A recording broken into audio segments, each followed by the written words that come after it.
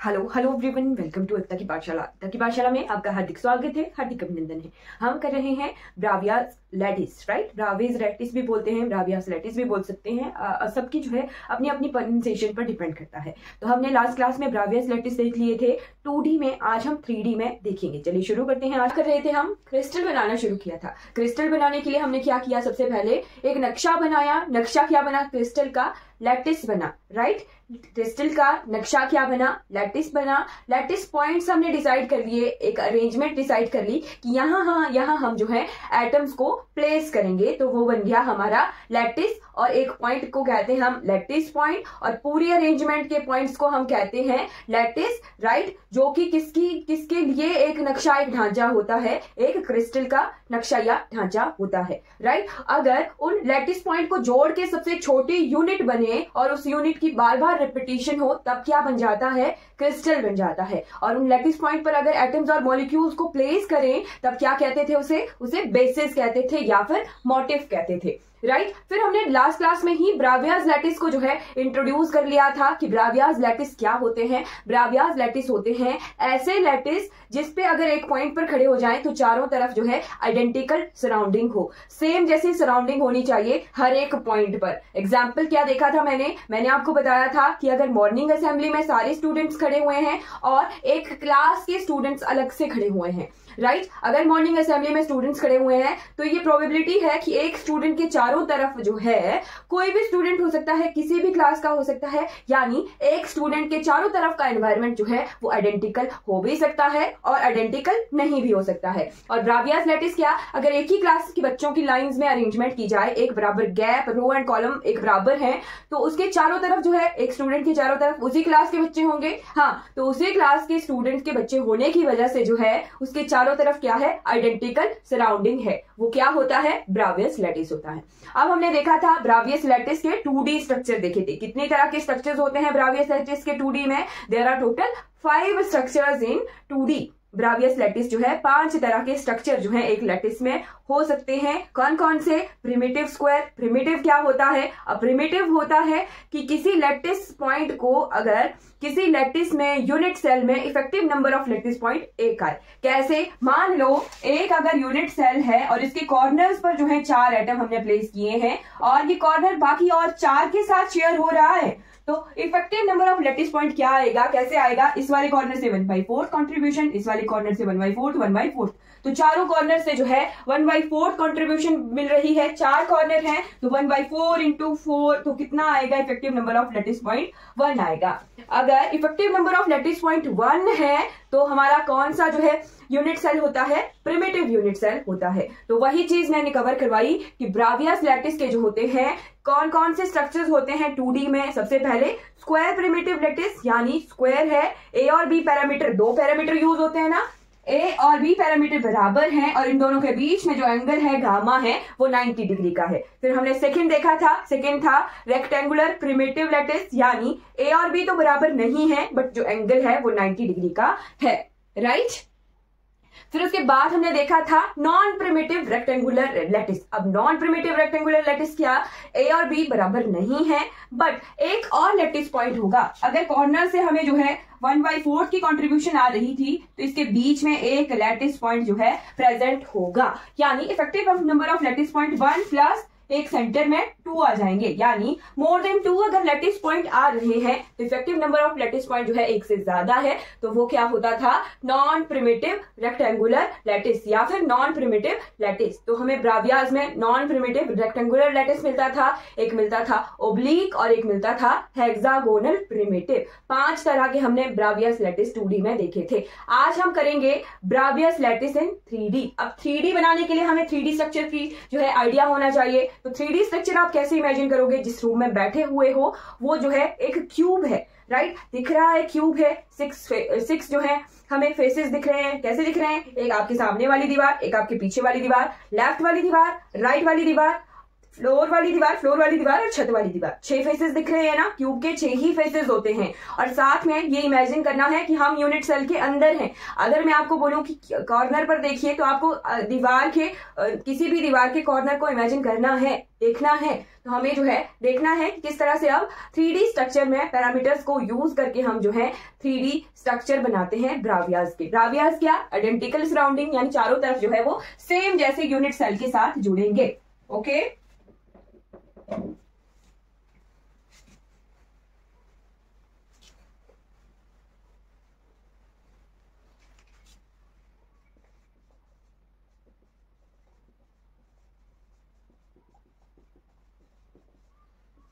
ये most important है, यहां से एग्जाम में क्वेश्चन आता ही आता है, मोस्ट इंपॉर्टेंट टॉपिक है ये ब्रावियस लैटिस। ओके, तो हमने जो है सबसे पहले मैं आपको क्यूब के पैरामीटर सिखा देती हूं कि किस तरह से मापना है क्यूब को। ठीक है,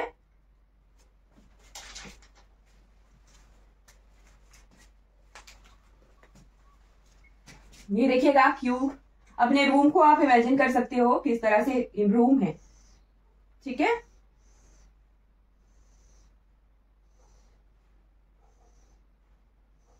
अब मैं आपको एंगल्स बताना सिखाऊंगी। मान लीजिए ये हमारी बन गई एक्स एक्सिस, एक्स एक्सिस पे हमने ए वेक्टर निकाल दिया यहां तक। ठीक है, ए क्या है, ए पैरामीटर यूज हो गया। ये आ गई हमारी वाई एक्सिस, तो वाई एक्सिस के लिए हमने जो है बी पैरामीटर लगा लिया, है ना। ये जो है बराबर होंगे ए बी सी। मैंने स्ट्रक्चर बनाने के लिए, दिखाने के लिए जो है थोड़े बड़े बनाए होंगे, है ना, बट ए बी के बराबर होगा। और ये क्या है, हमारी जेड एक्सिस है, तो जेड एक्सिस पे हमने क्या किया, सी वेक्टर करके इसको जो है डोनेट किया, ये डिनोट किया। ये क्या है, 3 पैरामीटर हैं। अब क्या करना है, ए के सामने वाली जो साइड है, ए के सामने अपोजिट तरफ जो साइड होगी उसे हम क्या लेंगे, एंगल अल्फा। क्या लिया, ए के सामने वाले फेस पर जो है, ए इस तरफ को है ना, तो ए के बिल्कुल सामने वाले फेस पर हमने क्या किया, अल्फा एंगल लिया। बी के सामने वाले एंगल को हमने ले लिया बीटा, राइट। और सी के सामने वाले फेस पर हमने क्या किया, कौन सा एंगल ले लिया, गामा। क्लियर हो गया, क्लियर हो गया। कैसे आगे एंगल, क्लियर हो गया। ए बी सी पैरामीटर आगे, राइट, लेंथ ब्रेड्थ हाइट मापने के लिए, है ना। और अल्फा बीटा गामा एंगल्स आ गए, राइट। ओके, क्लियर है। ए बी सी 3 पैरामीटर से हम जो है क्यूब की साइड्स को देखेंगे, है ना, साइड्स को देखेंगे। और साथ में साइड्स क्या, फेस क्या, बॉडी क्या, है ना, सभी जगह हम A B C parameter use करेंगे। और साथ में अल्फा बीटा गामा जो है एंगल्स यूज करेंगे।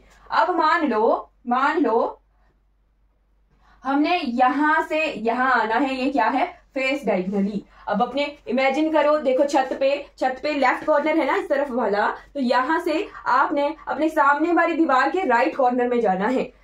छत के लेफ्ट वाले कॉर्नर से सामने वाली दीवार के राइट कॉर्नर में बीच में एक लाइन ड्रॉ कर लीजिए, तिरछी लाइन ड्रॉ हो रही है ना, फेस के थ्रू जा रही है, तो वो क्या होता है, फेस डायगोनल होता है। क्लियर हो गया, फेस डायगोनल होता है अगर फेस के थ्रू जा रही हो, राइट। फेसेस कैसे देखिए, कितने फेसेस होते हैं, 6 फेसेस होते हैं। कैसे, आपके सामने वाली दीवार, पीछे वाली दीवार, राइट वाली दीवार, लेफ्ट वाली दीवार, ऊपर और नीचे, कितने फेसेस बन गए, 6 फेसेस बन गए।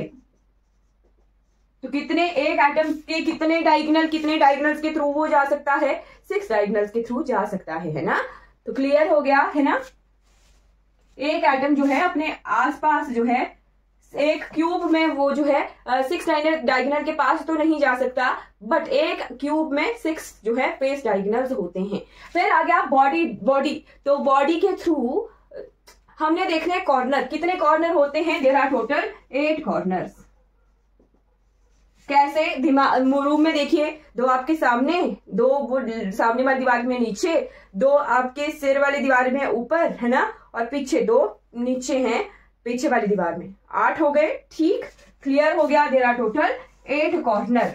और फिर एजेस देखते हैं, तो एज वाला कौन सा, एक कॉर्नर से दूसरे कॉर्नर को जोड़ने वाले जो लाइन होती है वो एज होती है। तो कितने एज हैं, 8 कॉर्नर हैं, और 8 कॉर्नर को जो है 12 लाइंस आपस में जोड़ रही हैं। काउंट कीजिए, इमेजिन कीजिए, 2 सामने वाले कॉर्नर हैं, 2 4 सामने दिख रहे हैं, फिर यहाँ इस तरफ 4 इस तरफ दिख रहे हैं, है ना, 8, और फिर 4 इस तरफ इस वाली दीवार पर दिख रहे हैं हमें, ऊपर 2 नीचे यहाँ और यहाँ 12 हो गए। कितने एजेस हैं?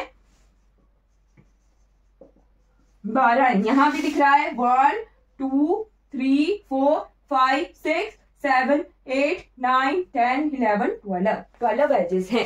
क्लियर हो गया? 12 एजेस हैं। अब बढ़ चलते हैं इनके स्ट्रक्चर्स की तरफ। तो कितने स्ट्रक्चर्स होते हैं ब्रावियस लैटिस के? तो there are total 14 structure. 14 structure ध्यान रखने हैं, राइट। बट जो 14 है वो डिफरेंट अरेंजमेंट है। आपको जो है एक लाइन याद रखनी है, उसी के हिसाब से फिर जो है हम इन्हें ड्रॉ करेंगे, राइट। क्या लाइन याद रखनी है? CTOM, C Tom there, C Tom there, यही लाइन याद रखनी है। और इसी से हम जो है सारे के सारे जो है ये लाइन से है, बाकी सी से फिर और 3 अरेंजमेंट और 4 अरेंजमेंट और 2 अरेंजमेंट 1 अरेंजमेंट वैसे बन जाता है। बट मेनली हमें जो है इतने याद रखने होते हैं, ये लाइन याद रखनी है। सी टॉम देयर, क्यूब याद हो गया, बस वही चीज ध्यान रखना है। 3D स्ट्रक्चर में 3 पैरामीटर है और 3 एंगल है। सी से आ गया क्यूबिक, टी से आ गया टेट्रागोनल,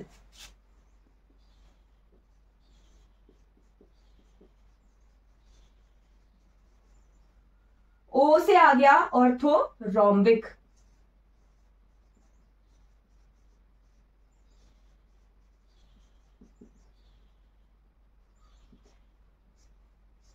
एम से आ गया मोनोक्लिनिक,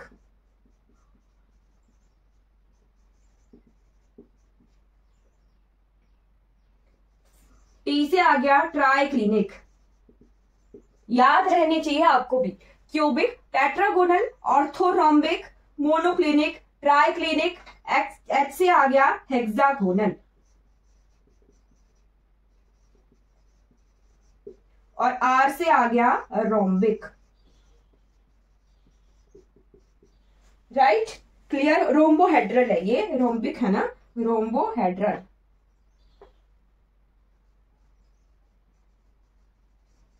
बोर्ड क्लियर है?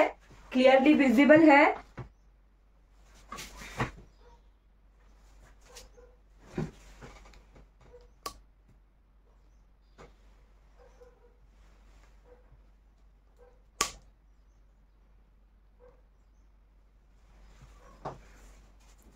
ओके,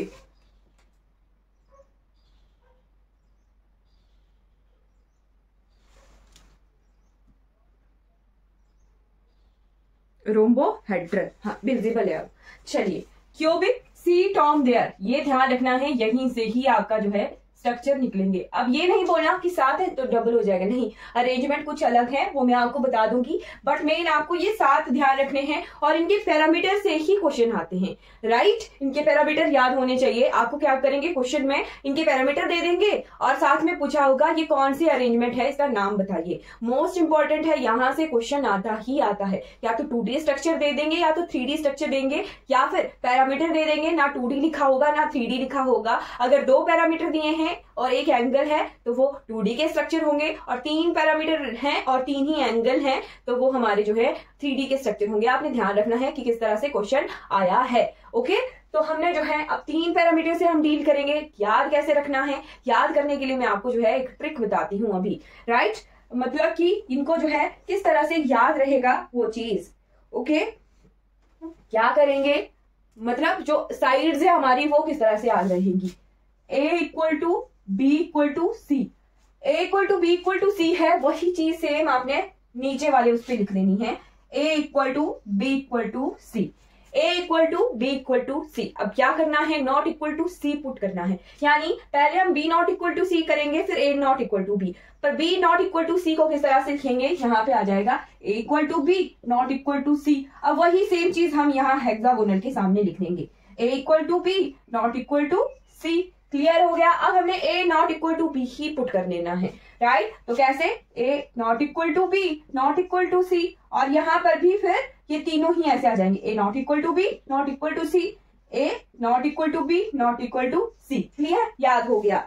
हो गया यार। जस्ट इतनी सी चीज की सिर्फ सिर्फ सिर्फ क्या ध्यान रखना है, ये ऐसे रखिए, a equal to B equal to C, नीचे वाले में भी a equal to B not equal to C, है ना। तो नॉट इक्वल टू सी करना है, a equal to B not equal to C, यहाँ पे भी कर देंगे a equal to B not equal to C. अब नॉट इक्वल टू बी कर देना है a not equal to B not equal to C, और नीचे वाले में भी a not equal to B not equal to C, और जो ये बिल्कुल बीच वाला स्ट्रक्चर है उसका तो a not equal to B not equal to C है ही है। याद हो गया। इसी तरह से हमने सातों की सातों अरेंजमेंट याद कर ली, कैसे, जस्ट देख के। अब हमें ये नहीं कंफ्यूजन रहेगा कि हाँ ट्राइक्लिनिक का ये होता है, ऑर्थोरोम्बिक का ये होता है, जल्दी से बना सकते हैं इस अरेंजमेंट को। अब एंगल्स किस तरह से देखने हैं, एंगल्स भी मैं आपको बता देती हूँ किस तरह से लर्न करना है एंगल्स। ओके तो एंगल्स किस तरह से लर्न करने हैं, सबसे पहले हमने क्या किया था, a equal to B equal to C किया था। यहाँ पे भी हम क्या करेंगे, alpha equal to beta equal to gamma equal to 90 degree, right. Alpha equal to beta equal to gamma equal to 90 degree. अब वही चीज यहां लिखेंगे हम, alpha equal to beta equal to gamma, but यहां पर क्या लिख देंगे हम, not equal to 90 degree, right. Alpha equal to beta equal to gamma not equal to 90 degree, ये वाला लिखेंगे। फिर अब सेकंड वाले पोर्शन में क्या करेंगे, अच्छा पहले क्या करना है आपने, याद कैसे रहेगा कि पहले चार जो है alpha equal to beta equal to gamma equal to 90 degree ही है, तो पहले चारों में डायरेक्टली लिख लेंगे, alpha equal to beta equal to gamma equal to 90 degree, alpha equal to beta equal to gamma equal to 90 degree, alpha equal to beta equal to gamma equal to 90 degree. अब हमने क्या किया था, ये not equal to वाला portion देखा था ना, सेकंड वाला है ना, नॉट इक्वल टू, तो थर्ड एंगल को नॉट इक्वल टू 90 डिग्री लिखना है ना। तो alpha equal to beta not equal to gamma, है ना, gamma not equal to 90 degree होगा, ठीक। और यही चीज हम जो है सेम नीचे लिख लेंगे, alpha equal to beta equal to gamma not equal to 90 degree, और बीच में एक रहता है, उसमें क्या करेंगे हम, कितने बन गए, 1 2 3 4 5 6, अरे आमने सामने नहीं आ रहे ना ये,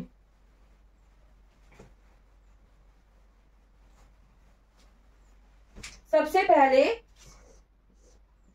ये alpha equal to beta equal to gamma equal to 90 degree, alpha equal to beta equal to gamma equal to 90 degree, alpha equal to beta equal to gamma equal to 90 degree, and alpha equal to beta equal to gamma equal to 90 degree. अब हम क्या करते थे, जब हम ये वाले parameter रख रहे थे तो सेकंड वाले में हमने नॉट इक्वल टू सी को याद किया था, तो वही चीज हम जो है इसमें भी याद करेंगे। पहले तीन जो है इक्वल होंगे, है ना, पहले तीन है equal, alpha equal to beta equal to gamma equal to 90 degree, और चौथे वाले में है alpha equal to beta equal to 90 degree and not equal to C वाला पोर्शन याद करना है, and gamma not equal to 90 degree, ठीक। Alpha equal to beta equal to 90 degree and gamma not equal to 90 degree, right. इन angles को याद करने के लिए कोई ट्रिक तो नहीं है, पैरामीटर्स हैं, पैरामीटर्स आपने ध्यान रखने हैं। फिर जो चारों एंगल है, ट्राइक्लिनिक एक ऐसा है, उसमें ध्यान रखना है एक चीज कि ट्राइक्लिनिक एक ऐसा है, उसमें ना एंगल्स बराबर होते हैं ना पैरामीटर्स बराबर होते हैं, तो alpha not equal to beta not equal to gamma not equal to 90 degree, ये तो याद रहेगा, ये मोस्ट इंपॉर्टेंट है और ये पेपर में आ ही जाता है मैक्सिमम।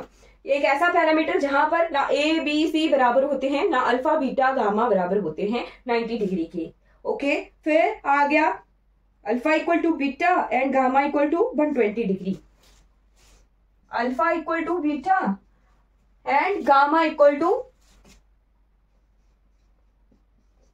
120 डिग्री, ये आ गई हेक्सागोनल का स्ट्रक्चर, याद रखना है हेक्सागोनल का ये स्ट्रक्चर होता है। और लास्ट है alpha equal to beta equal to gamma not equal to 90 degree. हम नॉट इक्वल टू सी करते हैं ना, तो हमने जो है जो अलग से हैं वो सारे नॉट इक्वल टू सी हैं। अल्फा बीटा बराबर है बट गामा 120 डिग्री के बराबर है, और इस वाले में फोर्थ वाले में अल्फा बीटा बराबर है but gamma not equal to 90 degree है। नॉट इक्वल टू सी वाला ध्यान रखना है ना, कि हम क्या कर रहे थे, पैरामीटर बना रहे थे तो उनमें जो है नॉट इक्वल टू सी कर रहे थे, तो थर्ड वाला एंगल 90 के बराबर नहीं होगा। और ट्राइक्लिनिक एक ऐसा स्ट्रक्चर है जहां पर अल्फा बीटा गामा तीनों ही जो है एंगल ना बराबर होते हैं 90 डिग्री के, और ना ही साइड्स बराबर होती हैं। ये आ गया हमारा ब्रावियास लैटिस इन 3D।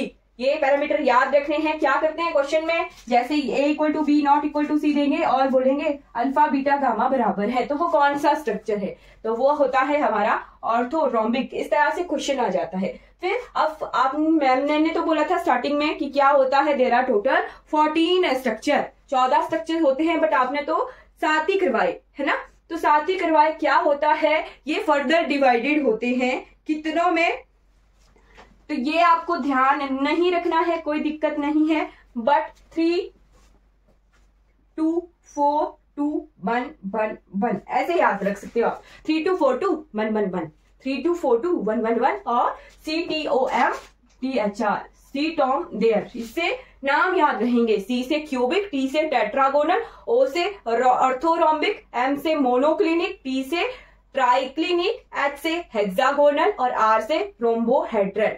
फिर पैरामीटर लर्न करने हैं, A equal to B equal to C, और सबसे लास्ट में भी A equal to B equal to C. Right, रट लीजिए, ये पैरामीटर आते ही आते हैं क्वेश्चन में, मोस्ट इंपॉर्टेंट है ब्रावियास लैटिस का। एक क्वेश्चन एग्जाम में आता ही आता है। राइट, अगर आप चाहे थ्योरी का एग्जाम दे रहे हैं, चाहे आप कॉम्पिटिटिव एग्जाम दे रहे हैं, कोई भी जो है ये आता ही आता है एग्जाम में। राइट, चलिए अब आगे बढ़ चलते हैं।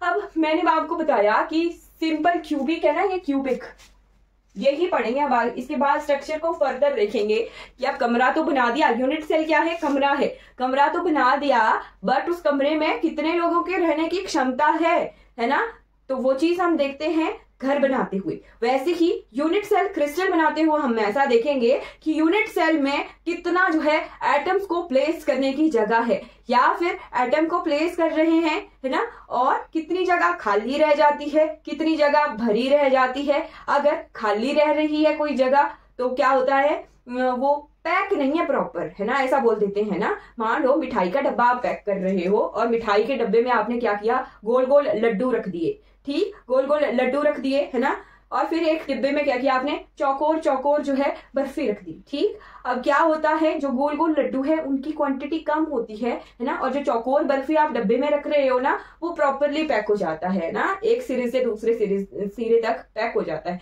तो वही चीज कि कौन सा वाला ऐसा स्ट्रक्चर है जो हमारा यूनिट सेल है। अगर डब्बे में मिठाई रख रहे हैं ना, तो मिठाई क्या बन रहा है, यूनिट सेल बन रहा है ना। तो कौन सा वाला जो यूनिट सेल है वो जो है क्रिस्टल, क्रिस्टल क्या है, मिठाई का डब्बा है ना। तो क्रिस्टल जो है उसको बनाते हुए कौन सा ऐसा जो है यूनिट सेल है जो प्रॉपरली पैक हो जाता है, यानी कौन सा ऐसा स्ट्रक्चर है जिसमें पैकिंग प्रॉपर होती है, वो हमने अब निकालना है। राइट, क्लियर हो गया कि अगर क्रिस्टल बना रहे हैं तो हिलडुल होगी, तो वो जो है हमारा प्रॉपरली पैकिंग नहीं हुई है ना। तो प्रॉपरली पैकिंग करने के लिए कौन सा वाला यूनिट सेल जो है हमारा अब एफिशिएंट है, सफिशिएंट है, कौन सा वाला यूनिट सेल बेस्ट है वो देखना है। राइट, कौन सा वाला यूनिट सेल जो है एटम्स को प्लेस करने के बाद उसमें प्रॉपरली पैकिंग हो जाती है। राइट, कौन से वाले यूनिट सेल में प्रॉपरली पैकिंग होती है वो हमने अब देखना है। अब मैं आपको बता रही हूँ जो क्यूबिक है वो 3 तरह के होते हैं। 3 तरह के कौन कौन से, 2 4 लिखा में हमने ना, तो वो कौन कौन से होते हैं वो भी देख लीजिए। राइट, एग्जाम में पढ़ के तो सब कुछ जाना है, क्या पता क्या आ जाए, ठीक है, बट इंपॉर्टेंट पोर्शन हमने कवर कर लिया।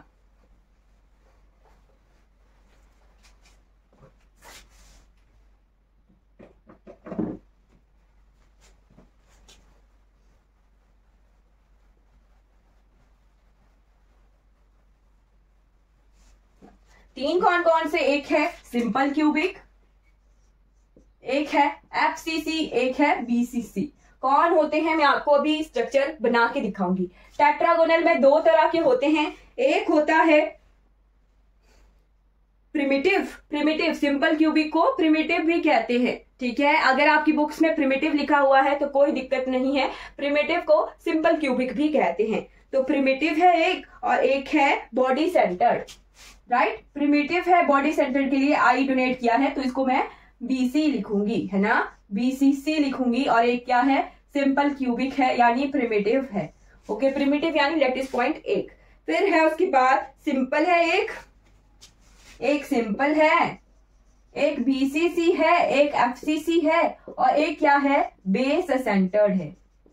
ऑर्थोरोम्बिक में बेस सेंटर्ड। बेस सेंटर्ड क्या, क्यूब को इमेजिन कर लीजिए, आपके रूम में क्या है, बेस कौन कौन से हैं, जैसे आपका फ्लोर है वो बेस है ना, तो बेस पे एक एटम, राइट, एक यूनिट सेल के बेस पर एक एटम। बट क्या होता है, आपके ऊपर भी एक और फ्लोर है ना, तो आपका जो छत है, इस वाले यूनिट सेल से देख रहे हो तो यहाँ तो जो छत है वो बेस नहीं है। बट अगर ऊपर कमरा है और ऊपर के कमरे में आप गए और ऊपर के कमरे में देख रहे हो तो जो छत है वो ऊपर वाले यूनिट सेल का बेस बन गया, है ना। तो बेस सेंटर पे 2 एटम्स होते हैं, यानी एक यूनिट सेल का बेस नीचे वाला, ऊपर वाले यूनिट सेल का नीचे वाला, है ना, पर वो ऊपर वाले नीचे वाले का छत जो है ऊपर वाले का बेस बनेगा, है ना। वैसा ही होता है, यूनिट सेल इनफिनाइट होते हैं क्रिस्टल में, तो हर एक का जो छत है वो किसी दूसरे का बेस बनेगा, है ना।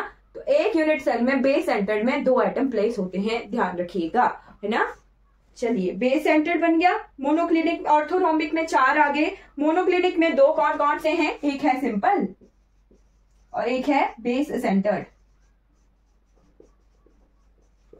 सिंपल और बेस सेंटर्ड, और ये सारे सिंपल सिंपल सिंपल ही होते हैं। ट्राइक्लिनिक भी, हेक्सागोनल भी और रोम्बोहेड्रल भी।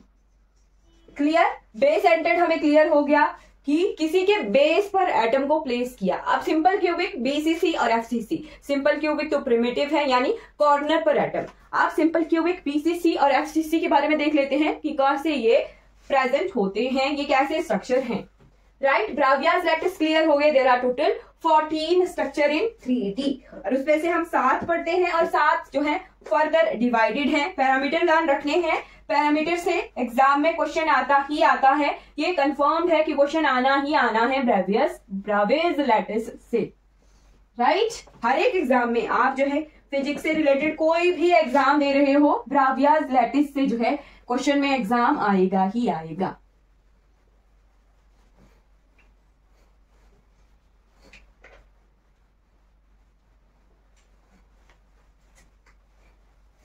अब जो है हम स्ट्रक्चर देखेंगे। सिंपल क्यूबिक के बारे में हमने पढ़ना है, राइट। आज की क्लास में सिंपल क्यूबिक कवर कर लेंगे, ठीक है,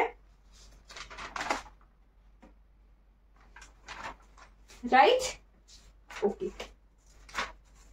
पहले स्ट्रक्चर देख लेते हैं सिंपल क्यूबिक का और FCC और BCC का। हाँ, कैरेक्टरिस्टिक्स बाद में देखते हैं। चलिए, अब डिफरेंस आपको पता होना चाहिए कि सिंपल क्यूबिक क्या है, बॉडी सेंटर्ड क्या है और फेस सेंटर्ड क्या है। सिंपल क्यूबिक,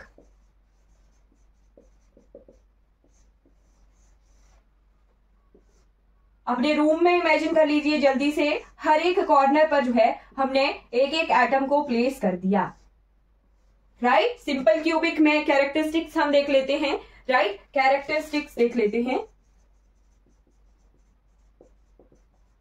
सिंपल क्यूबिक में क्या किया, रूम में हो आप और रूम में हमने क्या किया, 8 के 8 कॉर्नर पर जो है एक एक एटम को प्लेस कर दिया है।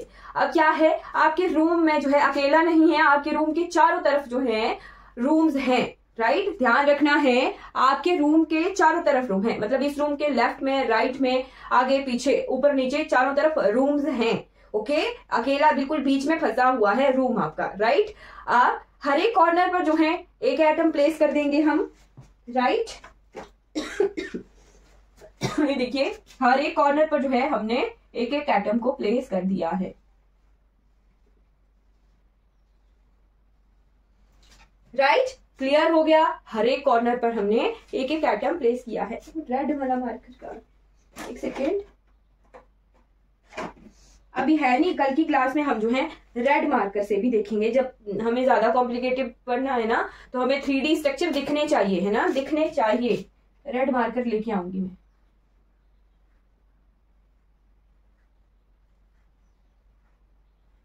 विजिबल है ना, ओके। रेड विजिबल होता है अच्छे से, तब मैं रेड मार्कर लेके आऊंगी, राइट। हर एक कॉर्नर पर जो है हमने एक एक एटम को प्लेस कर दिया है। अब मैंने आपको बताया अब मैंने आपको बताया, चलो ठीक है, सिंपल क्यूबिक आ गया, बीसीसी एफसीसी भी मैं बता रही थी। तो बीसीसी क्या होता है, ये आ गया बीसीसी स्ट्रक्चर। एक सिंपल क्यूब है और आपका रूम है, आपके रूम में चारों कॉर्नर पर तो एटम्स हैं, बट साथ में आपने क्या किया, रूम के बिल्कुल बीचों बीच भी जो है एटम को प्लेस कर दिया है। इमेजिन हो रहा है रूम के बिल्कुल बीचों बीच भी जो है एटम प्लेस है, चारों तरफ जो है एटम्स हैं, 8 कॉर्नर पर, है ना, 8 कॉर्नर पर एटम्स हैं और साथ में बॉडी के रूम के बिल्कुल बीच में भी एटम है। राइट, क्लियर हो गया। जैसे ये क्यूब है,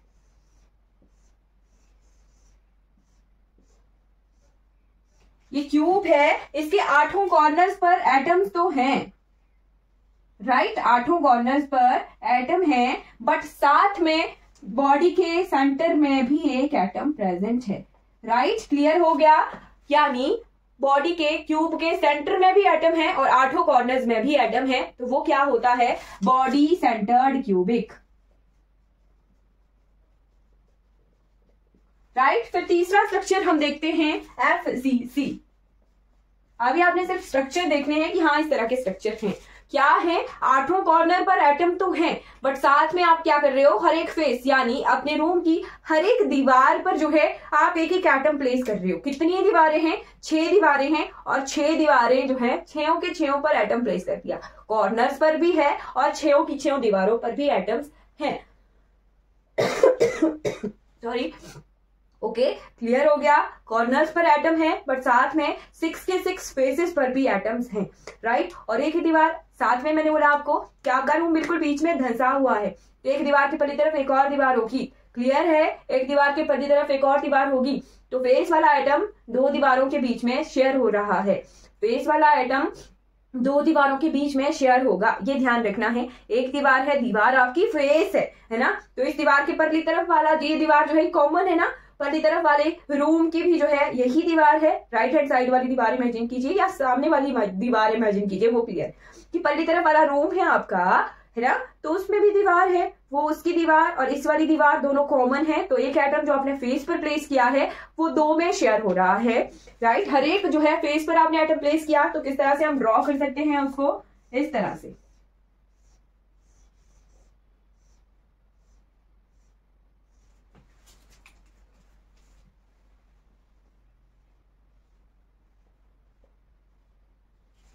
राइट, ये तो कॉर्नर वाले हैं और ये जो मैं ब्लू से ड्रॉ कर रही हूं ये वाले फेस वाले एटम्स हैं,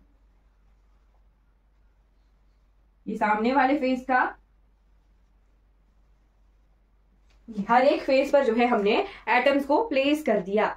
यहाँ पे आपको इमेजिन होना थोड़ा दिक्कत हो सकती है बोर्ड पर, बट रूम में देखिए कि हर एक फेस पर जो है हमने एटम प्लेस कर दिया है, हर एक दीवार पे 6 दीवारें हैं, तो 6 की 6 दीवारों पर हमने जो है एटम प्लेस कर दिए हैं। और ये कौन सा स्ट्रक्चर बन रहा है, फेस सेंटर्ड क्यूबिक। क्यूबिक है, हर एक कॉर्नर पर भी एटम है। Right, face centred cubic, face centred cubic. तो क्यूबिक के हमें जो है 3 स्ट्रक्चर्स मिलते हैं। अब हमने जो है कैरेक्टरिस्टिक्स पढ़नी है हर एक स्ट्रक्चर की, तो क्या क्या पढ़ेंगे, नंबर ऑफ एटम्स पढ़ेंगे, राइट, नंबर ऑफ एटम्स पढ़ेंगे, नियरेस्ट नेबर पढ़ेंगे यानी कोऑर्डिनेशन नंबर पढ़ेंगे, कोऑर्डिनेशन नंबर पढ़ेंगे, साथ में पैकिंग फ्रैक्शन पढ़ेंगे।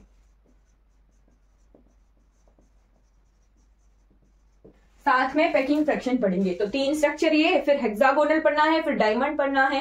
राइट, तो बहुत सारे स्ट्रक्चर हमने पढ़ने हैं, इन सारों की number of atom, coordination number, packing fraction हमने निकालना है। तो सबसे पहला स्ट्रक्चर हम लेके चलते हैं, सबसे सिंपल जो आ गया हमारा सिंपल क्यूबिक। राइट, क्लियर हो गया होगा कि हमने पढ़ना है सिंपल क्यूबिक। ओके, तो सिंपल क्यूबिक को कवर कर लेते हैं आज की क्लास में। नंबर ऑफ एटम्स,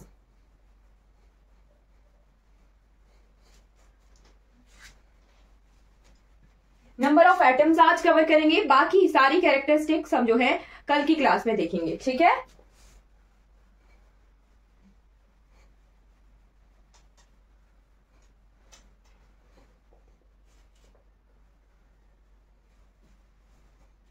तो नंबर ऑफ एटम्स कैसे देखने हैं मैंने आपको बताया कि इमेजिन करना है आपका रूम बीचों बीच में है और चारों तरफ जो है आपके रूम्स हैं। ठीक है, तो एक रूम के हमने जो है चारों तरफ रूम्स हैं,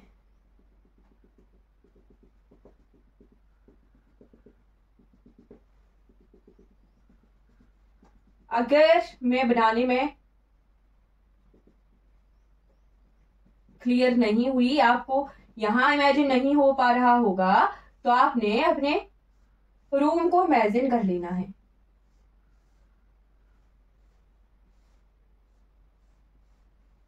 अगर यहाँ पे आपको क्लियरली विजिबल नहीं होगा तो आपने अपने रूम में इमेजिन कर लेना है कि आपके रूम के चारों तरफ जो है एटम्स हैं।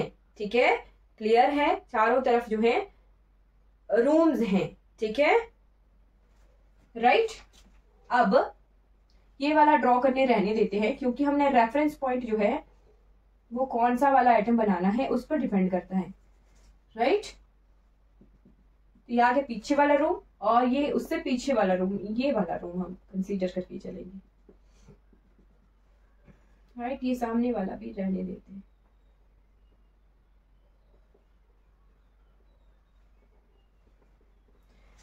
ठीक है, अब क्या है, ये वाला आइटम मैंने कंसीडर किया, राइट। इसके इस तरफ ये तो रूम है, ये वाला रूम बन गया, ये वाला रूम बन गया, और ये वाला 1 2 3 और 4th ये खुद 4 रूम्स में ये शेयर हो रहा है।